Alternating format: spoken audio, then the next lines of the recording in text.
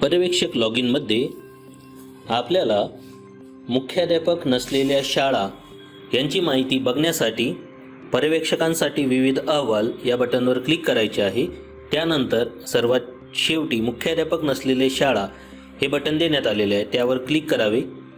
लाल कलरने चिन्हांकित केलेले सर्व माहिती निवडणे आवश्यक आहे, ज्यामध्ये राज्य आणि जिल्हा हे कंपल्सरी करण्यात आलेले आहे। या व्यतिरिक्त आपण तालुका आणि केंद्र स्तरापर्यंत सुद्धा माहिती या ठिकाणी बघू शकतो।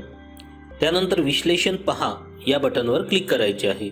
मुख्याध्यापक नसलेल्या शाळांची यादी या ठिकाणी आपल्याला बघता येईल, ज्यामध्ये शाळा, युडायस क्रमांक, शिक्षक संख्या, तालुका आणि केंद्र अशी सविस्तर माहिती या ठिकाणी देण्यात आलेली आहे।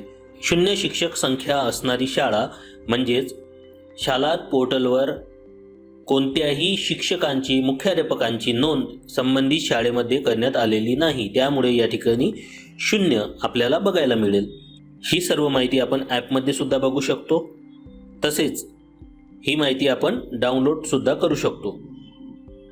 डाउनलोड या बटनवर क्लिक करायचे आहे।